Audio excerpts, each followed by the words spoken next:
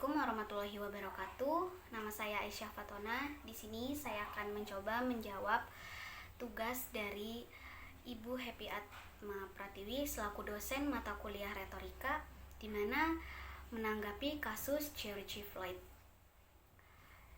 Sebelum membahas dan menanggapi kasus George Floyd atau George Perry Floyd Jr. adalah seorang pria asal Afrika Amerika. Dia seorang pria berusia 46 tahun yang berasal dari Houston, Floyd, yang dilahirkan pada tahun 1973 di North Carolina. Floyd pindah ke Minneapolis untuk bekerja sebagai tenaga keamanan di restoran milik temannya, Giovanni Tunstrom. Dia juga merupakan mantan pemain basket. Berawal dari George Floyd membeli rokok di sebuah toko kelontong di Minneapolis pada suatu sore 25 Mei lalu. Tak berselang lama, dua pegawai toko menghampiri Floyd. Mereka meminta Floyd mengembalikan rokok seharga 20 US dollar dengan alasan ia membelinya memakai uang palsu. Namun Floyd menolak permintaan itu. Dua pegawai itu menelpon 911 dan menyebut Floyd dalam kondisi sangat mabuk.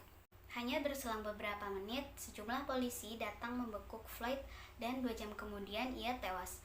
Dua polisi memaksa Floyd masuk ke dalam mobil polisi. Karena Floyd menolak, polisi membekap Floyd dan mencekik lehernya dengan lutut. Ketika Floyd itu terlungkup di aspal.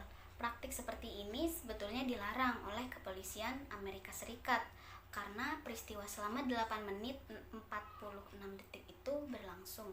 4 polisi mengerubuti Floyd, salah satu polisi mencekik lehernya dengan lutut, sementara 2 polisi lainnya menindih kaki sang korban. Sedangkan polisi lainnya pula berdiri mengawasi ulah 3 rekannya. Floyd sempat berteriak tidak bisa bernafas sebanyak 16 kali saat lehernya tertindih. Semula kesimpulan pemeriksaan medis menyatakan Floyd tidak mati karena dipicu tindihan lutut polisi itu. Namun laporan otopsi terbaru yang independen menyatakan bahwa Floyd tewas karena sesak napas akibat polisi menindih lehernya. 4 petugas kepolisian yang terlibat dalam kasus pembunuhan Floyd itu akhirnya dipecat dan ditangkap beberapa hari setelah insiden terjadi. Namun, sanksi keras baru dijatuhkan usai video tindakan brutal polisi kepada Floyd viral, sekaligus memicu demonstrasi besar-besaran Amerika Serikat. Lalu, pendapat saya akan masalah ini ialah yang pertama, sangat disayangkan dari negara yang memiliki liberal dan open-minded yang sangat bagus, tetapi masih ada diskriminasi ke kulit hitam. Seharusnya dilihat dari kronologi di atas juga bahwa George Floyd tidak memiliki hak asasi dan keadilannya dengan baik. Berbicara dengan sisi kemanusiaan pun, kita sesama manusia seharusnya harus bisa saling menghargai dan menyayangi satu sama lain antara ras, agama, budaya, dan lainnya.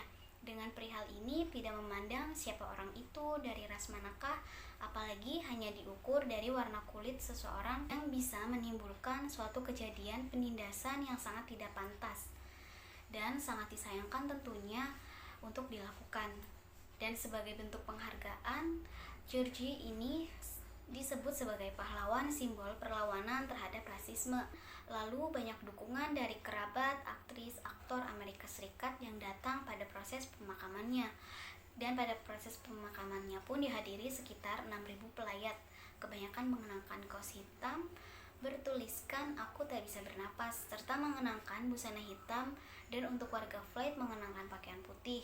Dan pada peti kematiannya menggunakan peti emas 24 karat yang bernilai 13 juta US dollar atau 128 miliar dari sumbangan seluruh dunia. Serta pada sesi akhir pada proses pemakaman berlutut dan mengheningkan cipta selama 8 menit 46 detik sesuai durasi polisi menindih dengan lututnya sampai tewasnya George Floyd tersebut. Dan semoga kejadian ini tidak pernah terulang lagi di negara manapun, karena sebagaimana berbedanya suku, ras, agama, dan lainnya, setiap orang berhak mendapatkan hak asasi serta keadilannya masing-masing. Cukup sekian pendapat yang mungkin bisa saya sampaikan. Kurang lebihnya mohon maaf. Wassalamualaikum warahmatullahi wabarakatuh.